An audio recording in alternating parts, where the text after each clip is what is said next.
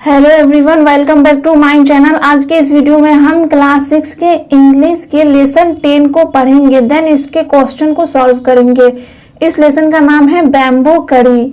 तो इस लेसन को पढ़ने से पहले हम इस लेसन में जितने भी इंपॉर्टेंट वर्डिंग दिए गए हैं उनको पहले देख लेते हैं, ताकि आपको इस लेसन को पढ़ने और समझने में आसानी हो।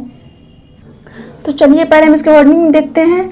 एवर कभी, डिश व्यंजन, बैम्बो बांस, कैन सकना, मदर इन लॉ साहस, संथाल एक जनजाति, ब्राइड ग्रूम दुल्हा, कुक्ड पकाया, स्पेशल खास या फिर विशेष, वैन का विजिटेड यात्रा किया, करी करी या फिर शोरबा, डिलीशियस स्वादिष्ट, पॉइंटेड इशारा किया, डोर दरवाजा, नेक्स्ट अगला, लीव छोड़ना, रिमेम्बर्ड याद किया, विलेज गांव, सो इसलिए, रिमूव्ड हटाया या फिर निकाल लिया, केयरिंग ढोते हुए, होम घर, लेफ्ट फॉर चला, रीचिंग पहुंचना, टोल्ड कहा, विद साथ, शॉक्ड परेशान या फिर हैरान, हाउ कैसे, मैक बनाना, कम आना, हेल्प मदद, चॉपिंग काटते हुए, बॉइल्ड उबालना, लेटर बाद में, टेस्टेड चखा, हार्ड मुश्किल या फिर कड़ा, एडेड जोड़ा या फिर मिलाया, मोर अधिक, स्टिल फिर भी, इन लॉ ससुराल वाले, विजिट मिलने जाना या फिर यात्रा, यंग युवा, कपल जोड़ा या फिर युगल,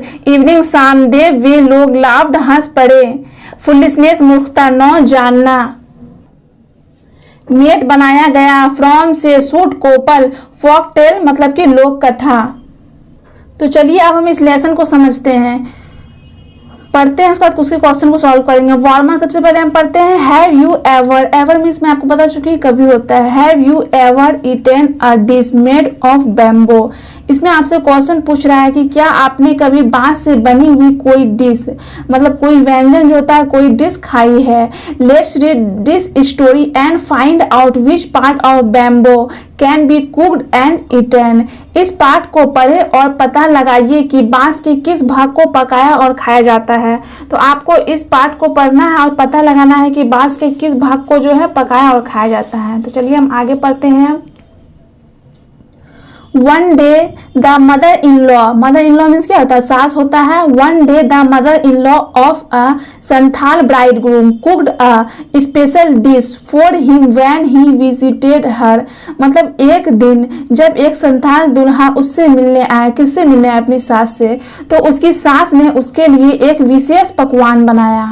ब्राइड ग्रूम मीन्स क्या होता है, दुल्हा होता है। संथाल एक जनजाति का नाम है। नेक्स्ट हम आगे देखते हैं। दिस करी इज डिलीशियस, मतलब यह करी बहुत स्वादिष्ट है। मतलब यह करी क्या स्वादिष्ट है, किसने कहा, ब्राइड ग्रूम ने कहा। व्हाट इज इट, यह क्या है, मतलब कि ब्राइड ग्रूम जो है वो अपनी सास से पूछा। The mother in law pointed at the bamboo door. तो सासू माँ क्या करी, सासू माँ बांस के बने दरवाजे की ओर इंगित की, मतलब दरवाजा बना हुआ था बांस का, उसकी ओर इशारा की कि ये जो करी है वो बांस से बना हुआ है। नेक्स्ट हम देखते हैं। नेक्स्ट मॉर्निंग मतलब कि अगली सुबह, just as he was about to leave, जैसे ही वह जाने वाला था, he remember that there was no bamboo in his village, उसे याद आया कि उसके गांव में कोई बांस नहीं था। So he removed the bamboo door and carrying it with him left for his home, इसलिए वह बांस के बने दरवाजे को उखाड़ा, मतलब बांस के बने दरवाजे को उखाड़ लिया और उसको अपने साथ ढोकर अपने घर की ओर चल पड़ा, क्योंकि उसके गांव में जो था वो बांस नहीं था, इसलिए वो बांस के दरवाजे को ही उखाड़ कर लेके चला गया। ऑन रीचिंग हिज विलेज, अपने गांव पहुंचकर, ही टोल्ड हिज वाइफ, उसने अपनी पत्नी से कहा, मैक करी विद दिस बैम्बो डोर, इस बांस के दरवाजे से कड़ी बनाओ। सी वाज शॉक्ड, वह अचंभित थी, मतलब उसकी पत्नी जो थी वो चौंक गई कि मैं इस बांस के दरवाजे से कैसे कड़ी बनाऊंगी। हाउ कैन आई मेक कड़ी out of a bamboo door, उसकी पत्नी बोल रही थी मैं बांस के दरवाजे से करी कैसे बना सकती हूँ। तो come I will help you by chopping up the bamboo, he said, वह कहा, मतलब उसके पति ने कहा आओ मैं तुम्हारी मदद करूंगा बांस को काटने में। नेक्स्ट हम देखते हैं।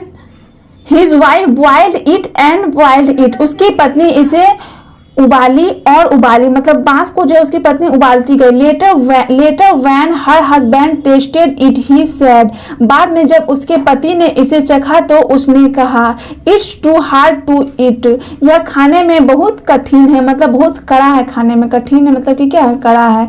You don't know how to cook, तुम्हें खाना बनाना नहीं आता, मतलब उसका पति कह रहा है खाना कैसे बनाया जाता है, तुम्हें खाना बनाना नहीं आता। His wife added more water and boiled it. उसकी पत्नी ने और पानी डालकर उसे उबाला और उबाला। It's still too hard. I can't eat it. यह अभी भी बहुत कड़ा है, मैं इसको नहीं खा सकता। किसने कहा? उसके मतलब उसके पति ने कहा। उसकी पत्नी जितना भी पानी देके उसको उबाल रही है, फिर भी वो बांस का है, कड़ाही का कड़ाही है। The in-laws came to visit the young couple that evening. उसी शाम सास ससुर मतलब सासू माँ और ससुर जी युवा जोड़े से मिलने आए। Young couple, young means couple means क्या था, युवा जोड़े मतलब युवा युगल। They all laughed at his foolishness. वे सभी उसकी मूर्खता पर खूब हंसे, मतलब सब मिलकर जो है ब्राइड ग्रूम के मूर्खता पर खूब हंसे। The mother-in-law said, "Did not you not the curry was made from bamboo shoot and not from a bamboo door." सास ने कहा क्या तुम्हें पता नहीं था कि करी बांस के दरवाजे से नहीं बल्कि बांस के अंकुर से बनाई जाती है। बांस की कड़ी जो होती है वो बांस के अंकुर से बनती है, मतलब बांस का जो अंकुर होता है बैम्बो शूट, उससे वो कड़ी बनता है, ना कि बांस के दरवाजे से। तो ये क्या है, ए संथाल फोक टेल, मतलब कि एक संथाल लोक कथा है ये। तो चलिए अब हम इसको क्वेश्चन को सॉल्व करेंगे। थिंक एंड टेल मतलब सोचो और बताओ। B.1.1 में आंसर द फ्लोइंग, निम्नलिखित के उत्तर दें। पहला क्या है, he was the bride groom of which tribe, मतलब वह किस जनजाति का दुल्हा था। तो आपको यहाँ पे दिया गया ना, वह किस जनजाति का दुल्हा था, वो जो था वो संथाल जनजाति का दुल्हा था।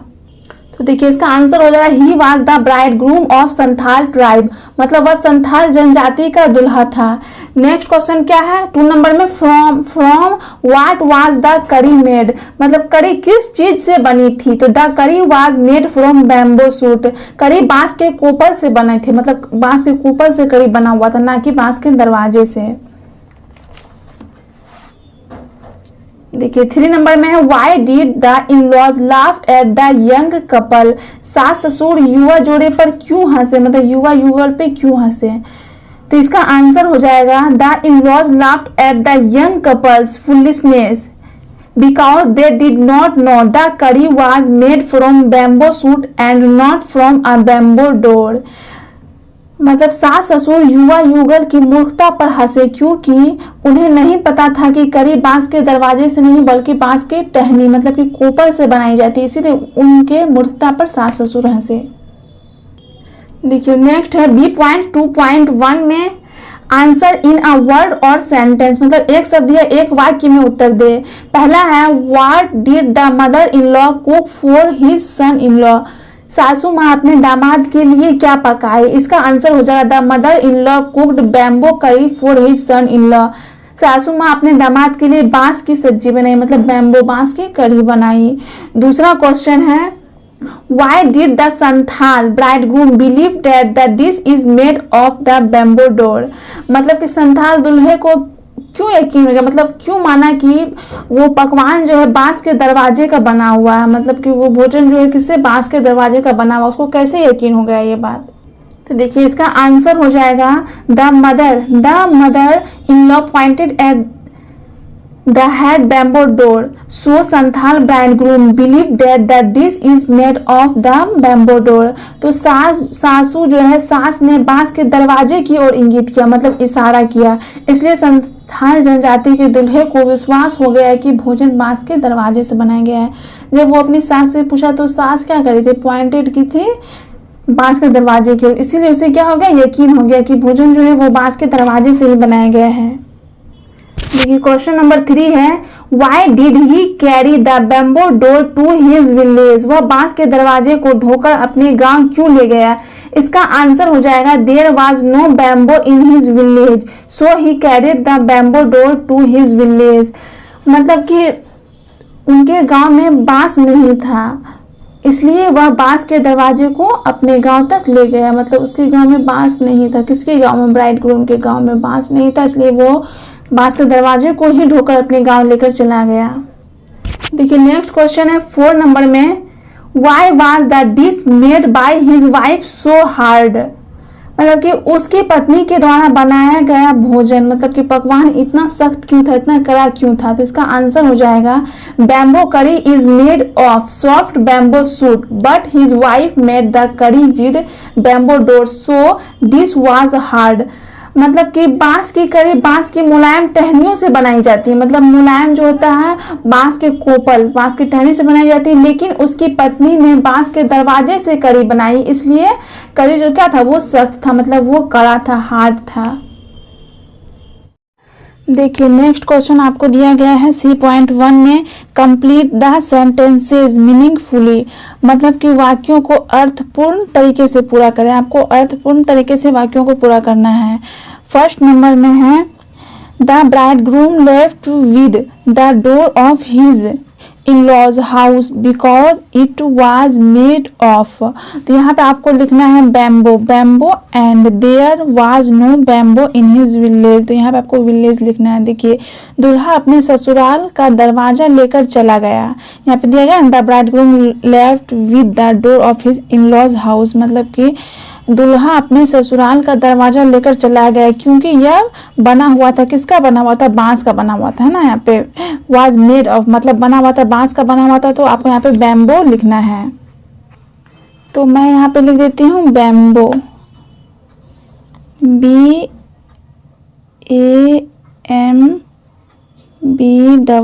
बैम्बो।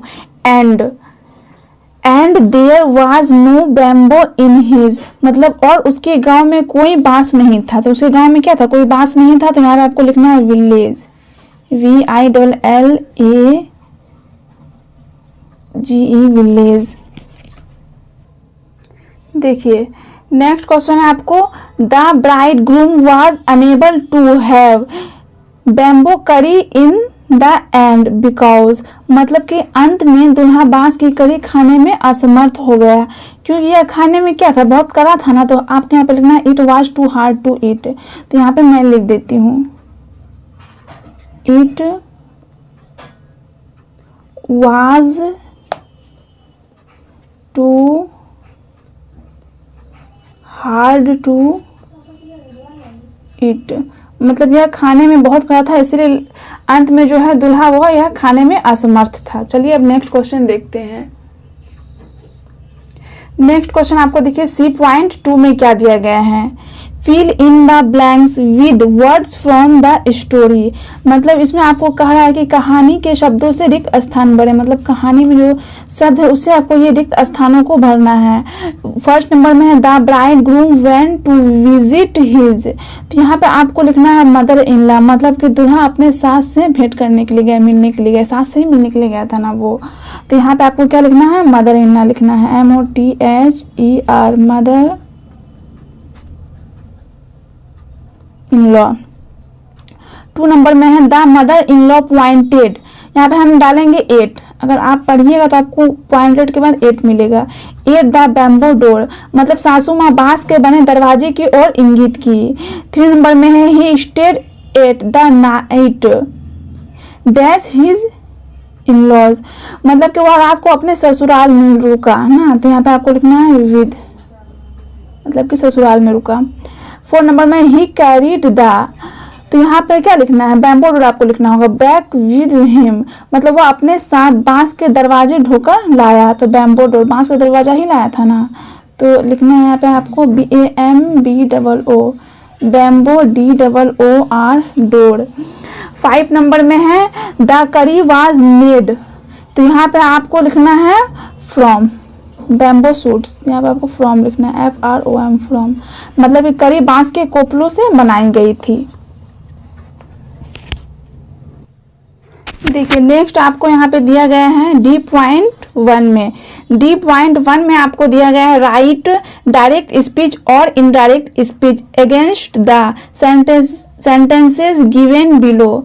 मतलब इसमें आपको कह रहा है कि नीचे दिए गए वाक्यों के सामने डायरेक्ट स्पीच और इनडायरेक्ट स्पीच लिखें। तो सबसे पहले आपको समझना है कि डायरेक्ट स्पीच और इनडायरेक्ट स्पीच क्या होता है। तो मैं इसे आपको शॉर्ट में ही बताऊंगी, क्योंकि ये जो है मैं स्टोरी में बता रही हूँ। अगर आपको ये वीडियो अलग से देखना है तो आप मुझे कमेंट में कह सकते हैं, मैं आपको शॉर्ट में बता देती हूँ। देखिए डायरेक्ट स्पीच और इनडायरेक्ट स्पीच, इसमें क्या करना है आपको बताना है। तो मान लीजिए कि हम जो आपसे कहेंगे, मान लीजिए हम आपसे कहें कि मैं बीमार हूँ, मैं खाना नहीं खाऊंगी, तो ये हो गया आपका डायरेक्ट स्पीच। मतलब हम आपको कह रहे हैं, यही बात आप जाके किसी दूसरे को कहिएगा। किसी दूसरे को आप कैसे कहिएगा, मतलब आप किसी दूसरे को कहिएगा कि वह बीमार है, वह खाना नहीं खाएगी, तो ये हो गया इनडायरेक्ट स्पीच। मतलब हम आपको कुछ कहें और आप जाके किसी और को वो बात बोल दिए, तो वो क्या हो जाएगा, इनडायरेक्ट स्पीच हो जाएगा। बस इतना ही आपको इसमें ध्यान में रखना है। मतलब कि हम आपको जो कह रहे हैं वही आप हूबहू किसी और को जाके कह दीजिएगा, तो वो क्या हो जाएगा, आपका इनडायरेक्ट स्पीच हो जाएगा। देखिए तो यहाँ पे आपको क्या लिखना है, डायरेक्ट और इनडायरेक्ट स्पीच लिखना है। ए नंबर में है दिस करी इज डिलीशियस ही सेड। मतलब कि वह कहा यह करी स्वादिष्ट है। तो यहाँ पे आप देख सकते हैं ये जो है ना, ये वाला और ये वाला, ये इन्वर्टेड कॉमा है। तो जो इन्वर्टेड कॉमा मतलब जिसमें रहता है वो होता है डायरेक्ट स्पीच, और जिसमें इन्वर्टेड कॉमा नहीं रहेगा मतलब ये वाला, वो हो जाएगा इनडायरेक्ट स्पीच। तो देखिए यहाँ पे मैं लिख दी हूँ डायरेक्ट स्पीच। फिर आप देख सकते हैं बी नंबर में है she said how can I make curry out of a bamboo door. मतलब वह कही है, उसने कहा मैं बांस के दरवाजे से करी कैसे बना सकती हूँ। तो ये भी डायरेक्ट स्पीच है। यहाँ पे आप देख सकते हैं कि यहाँ पे इन्वर्टेड कॉमा और यहाँ पे इन्वर्टेड कॉमा लगा हुआ। जिसमें इन्वर्टेड कॉमा नहीं रहेगा उसमें आपको इनडायरेक्ट स्पीच लिखना है। तो इतना आपको ध्यान में रखना है। देखिए सी नंबर में क्या है, she asked him to post the letter. वह उसे पत्र को पोस्ट करने के लिए बोली। तो यहाँ पे आप देख सकते हैं इन्वर्टेड कॉमा आपको नजर तो कहीं भी नहीं आ रहा है, तो ये हो जाएगा इनडायरेक्ट स्पीच। डी नंबर में come I will help you by chopping up the bamboo he said. तो इसमें भी आप देख सकते हैं कि इन्वर्टेड कॉमा यहाँ पे है ना, यहाँ पे इन्वर्टेड कॉमा यहाँ पे खत्म हुआ है। मतलब वह कहा आओ बांस को काटने में मैं तुम्हारी मदद करूंगा। तो ये डायरेक्ट स्पीच है, तो यहाँ पे मैं डायरेक्ट स्पीच लिख दी हूँ। और ई नंबर में है the mother in law told him how to make bamboo curry. मतलब कि सास उसे बताया, मतलब सास उससे कही कि बांस की करी कैसे बनता है। तो ये हो गया इनडायरेक्ट स्पीच, क्योंकि इसमें आप देख सकते हैं इन्वर्टेड कॉमा कहीं पर भी नहीं है। देखिए यहाँ पे आपको दिया गया है change the speech of the flowing sentences. मतलब जो सेंटेंस नीचे दिया गया है उसको आपको स्पीच में चेंज करना है, स्पीच में। तो देखिए यहाँ पे I am writing a letter he said to his mother. तो ये जो है आपका, ये जो है ना आपका डायरेक्ट स्पीच में आप यहाँ पे इन्वर्टेड कॉमा होगा। देखिए बुक में यहाँ पे मैं लिखी नहीं हूँ, यहाँ पे इन्वर्टेड कॉमा आपके लगा हुआ होगा, यहाँ से लेकर यहाँ पे आप देख सकते हैं लेटर तक। तो यहाँ पे मैं लगा देती हूँ। तो ये आपका हो गया डायरेक्ट स्पीच में। आपको उसको क्या करना है, इनडायरेक्ट स्पीच में चेंज करना है। तो देखिए इसको आप कैसे कीजिएगा, I am writing a letter he said to his mother. मतलब कि उसने अपनी माँ से कहा मैं एक पत्र लिख रहा हूँ। तो वह अपनी माँ से कहा, और आप अगर मतलब किसी और को जाकर बोलिएगा तो आप कैसे बोलेंगे, आप बोलेंगे उसने अपनी माँ को बताया कि वह एक पत्र लिख रहा है। आप ऐसे तो नहीं ना बोलिए कि मैं एक पत्र लिख रहा हूँ, वो ना आपको बोलेगा मैं एक पत्र लिख रहा हूँ और आप जाके किसी और को बोलिएगा वह एक पत्र लिख रहा है। तो ये आपको समझना है। पहले देखिए सबसे पहले हम क्या करेंगे, ये वाला बनाएंगे he said to his mother. तो यहाँ पे हम ही टोल्ड लगा दिए, मतलब कि सेड टू के जगह पे आपको टोल्ड लगाना है।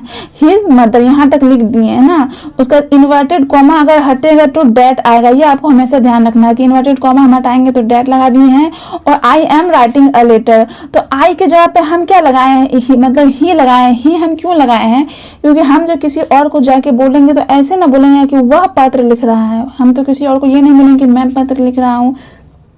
तो इसीलिए हम क्या करेंगे, यहाँ पे ही का यूज करेंगे। और वाज देखिए एम है, मतलब अगर एम इज आर रहता है तो हम वाज वर्ड लगाते हैं। ये भी आपको ध्यान में रखना है। तो इसलिए हम यहाँ पे वाज लगाए हैं। मतलब ये जो है ना, ये प्रेजेंट कंटिन्यूस टेंस का सेंटेंस है। तो अगर आप टेंस पढ़िएगा तभी आपको ध्यान से समझ में आएगा। तो ये पास्ट कंटिन्यूस टेंस में चेंज हो जाएगा। तो he was writing a letter, ये वहां तक हो जाएगा। और देखिए आपको ये भी ध्यान रखना है कि जो इन्वर्टेड कॉमा के अंदर है, जैसे इन्वर्टेड कॉमा के अंदर ये यहाँ से यहाँ तक है, तो ये आपका कहलाएगा रिपोर्टेड स्पीच, ये आपको हमेशा याद रखना है।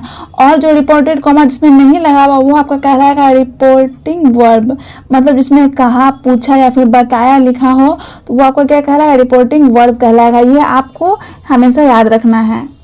तो देखिए बी नंबर में है she said I will help you, मतलब कि वह कही मैं तुम्हारी मदद करूंगी। वो आपसे न कहे, आप किसी और को कैसे कहिएगा, आप किसी और को बोलिएगा उसने मुझसे कहा कि वह मेरी मदद करेगी, है ना। तो यहाँ पे शी सेड लिख दी, यहाँ पे हम टोल्ड नहीं लगाए हैं। हम टोल्ड यहाँ पे क्यों नहीं लगाए हैं, क्योंकि जब ऑब्जेक्ट नहीं होगा, मतलब जब ऑब्जेक्ट रहता है ना तब हम टोल्ड लगाते हैं, जब ऑब्जेक्ट नहीं होगा तो हमें टोल्ड नहीं लगाना है। फिर देखिए इन्वर्टेड कॉमा के जगह पे हम डैट लगाए, हम आपको बता चुके हैं इन्वर्टेड कॉमा हटेगा तो डैट लगेगा, और यहाँ सी लगाए हैं। और ये विल है, ओके, विल को मतलब आई स्टेप्स लिखा था तो विल है, तो विल के जगह पे यहाँ पे वुड आ जाता है। जब मतलब डायरेक्ट स्पीच से हम इनडायरेक्ट स्पीच में चेंज करेंगे तो विल के जगह पे वुड आएगा, तो यहाँ पे हम वुड लगा दिए हैं हेल्प हिम।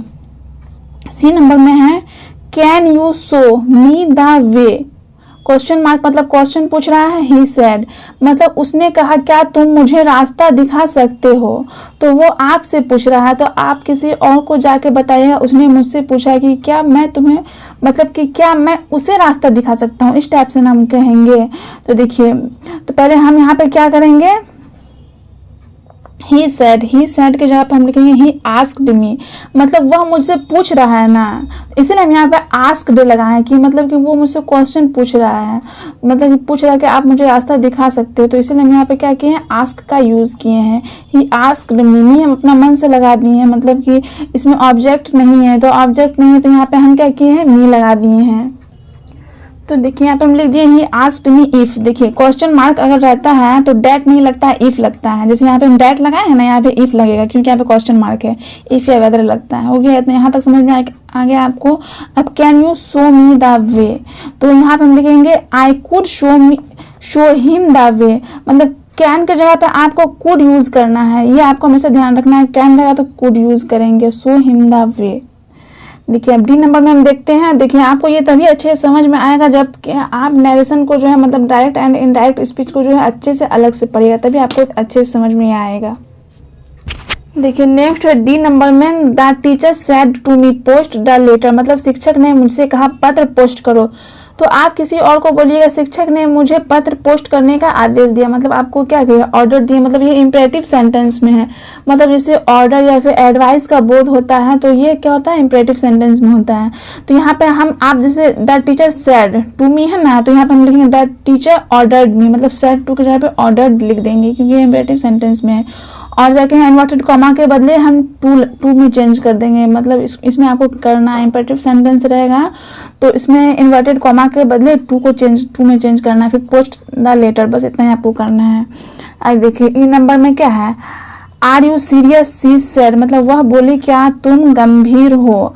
तो आप किसी और को बोलिएगा उसने मुझसे पूछा कि क्या मैं गंभीर हूँ, तो सी आस्क्ड मी, मतलब वो आपसे पूछ रही है ना, तो सी सेड के जगह पे हम लिखेंगे सी आस्क्ड मी। फिर यहाँ देखिए क्वेश्चन मार्क है ना, तो यहाँ पे हम इफ लगा दिए, क्वेश्चन मार्क रहेगा तो यहाँ पे इफ का यूज करेंगे। आई वाज सीरियस, तो आर यू सीरियस, तो मतलब कि देखिए आर इज एम आर रहता है ना, तो वहाँ पे वाज वर्ड लगता है, ये मैं आपको बता चुकी हूँ, इसलिए यहाँ पे मैं वाज लिखी हूँ। तो इसका इनडायरेक्ट स्पीच में क्या हो जाएगा, she asked me if I was serious. तो आई होप कि आपको थोड़ा बहुत जरूर समझ में आया होगा ये। देखिए अब डी पॉइंट 3 में क्वेश्चन है answer each of the following in not more than 50 words, मतलब आपको जो नीचे क्वेश्चन दिए गए उसका जो उत्तर देना है आपको वो 50 शब्दों से ज्यादा में नहीं देना है। तो देखिए why did the son in law commit the mistake, मतलब कि दामाद ने गलती क्यों किया, मतलब दुल्हा जो है वो गलती क्यों किया। तो चलिए इसे हम देखते हैं। When the son in law asked from what the curry was made his mother in law pointed at the bamboo door, मतलब कि जब दामाद ने पूछा कि सब्जी किस चीज से बनी है तो उसकी सास ने बांस के दरवाजे की ओर इशारा किया, इंगित किया। So he committed the mistake to make curry of bamboo door in place of bamboo shoot, इसलिए उन्होंने बांस के कोपल के जगह बांस के दरवाजे की सब्जी मतलब कि करी बनाने की गलती कर दी। सेकेंड नंबर का क्वेश्चन है सेकेंड नंबर में क्या है, why and how did the wife of Santhal tribe try to make the dish soft, मतलब संथाल जनजाति की पत्नी ने भोजन को नरम बनाने का प्रयास क्यों और कैसे किया। तो इसका आंसर हो जाएगा the wife of Santhal tribe did not know that the curry was made from the bamboo suit, मतलब संथाल जनजाति की पत्नी नहीं जानती थी कि करी बांस के कोपल से बनाई जाती है। So she chopping and cooked it, इसलिए वह इसे काटती और पकाती है। She boiled it and boiled it, वह इसे उबाली और उबाली। But when it was still too hard to it, मतलब जब फिर भी खाने में बहुत कड़ा था। क्या कड़ा था, वही बांस की सब्जी मतलब बांस की curry. She added more water and boiled it again to make the dish soft, तो वह और पानी डाली, फिर इसे मतलब कि फिर क्या करे, इस डिश को मुलायम करने के लिए और पानी डाली और फिर क्या करे, उबालती गई, फिर भी वो क्या था, कढ़ाई था। तो देखिए नेक्स्ट आपका क्वेश्चन है ई पॉइंट में। ई पॉइंट में आपका 1 नंबर में दिया गया है, name the food that is made in your home on the flowing occasion, मतलब कि निम्नलिखित अवसरों पर आपके घर में बनने वाले भोजन का नाम बताइए। तो ये आपको क्या करना है, बताना है। तो देखिए पहला दिया गया है फॉर अ फेस्ट या फिर फेस्टिवल, मतलब किसी दावत या फिर उत्सव के लिए, मतलब कोई फेस्टिवल में क्या बनता है। तो जो आपके यहाँ बनता है वो आप लिख दीजिएगा। मैं यहाँ पे लिख रही हूँ puri, kheer, pulao, chole bhature etc। When you are well, मतलब जब आप ठीक हो, जब आप ठीक रहते हैं तो क्या बनता है, तो पूरी, सब्जी, चावल etc, ये सब बनता है एवरीडे, मतलब प्रतिदिन, डेली क्या बनता है। तो डेली में हम लिखे हैं चावल, सब्जी, दाल, रोटी etc, तो ये सब आप लिख सकते हैं। देखिए नेक्स्ट है, do you have a similar dish in your area made from a mix of many vegetables, मतलब इसमें कह रहा है क्या आपके क्षेत्र में कई सब्जियों के मिश्रण से बना कोई ऐसा ही व्यंजन है। व्हाट इज इट कॉल्ड, इसे क्या कहा जाता है। तो इसे हम लोग कहते हैं मिक्स वेजिटेबल्स। तो मिक्स वेजिटेबल्स आप लोगों को लिख देना है। फिर आप बी नंबर में देख सकते हैं, note down the ingredients used to make it, मतलब इसे बनाने में प्रयुक्त सामग्री को नोट करें। तो इसमें क्या क्या लगता है, मैनी टाइप्स ऑफ वेजिटेबल, मतलब अलग अलग प्रकार के सब्जी, potato, onions, oil, tomato, red chilli, ginger, garlic and different types of spices, मतलब और अलग अलग प्रकार के मसाले, ये सब क्या लगता है, बनाने में लगता है। देखिए नेक्स्ट आपको कह रहा है सी नंबर में, राइट डाउन द रेसिपी, मतलब कि आपको नुस्खा लिखना, मतलब कि रेसिपी को जो आप कैसे बनाते हैं वो लिखना। तो ये सब आपको खुद से करना है। डी नंबर में, present the recipe attractively and display it on your class board, मतलब कि रेसिपी को आकर्षक ढंग से प्रस्तुत करें और उसे अपने क्लास बोर्ड पर प्रदर्शित करें। यू कैन ड्रॉ इट और स्टिक इट्स पिक्चर, मतलब आप इसे बना सकते हैं या इसकी तस्वीर चिपका सकते हैं। तो अब आपको दिया गया translation, translate the flowing into English, मतलब जो आपको नीचे दिया गया उनको क्या करना है, आपको ट्रांसलेट बनाना है।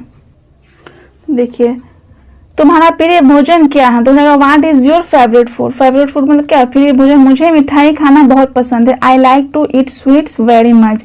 मछली मांसाहारी भोजन है। Fish is a non vegetarian food, मांसाहारी का हो जाएगा नॉन वेजिटेरियन, और है का क्या होगा, हो जाएगा इज हो जाएगा। मछली का फिश, फूड मीन्स क्या होता है, भोजन।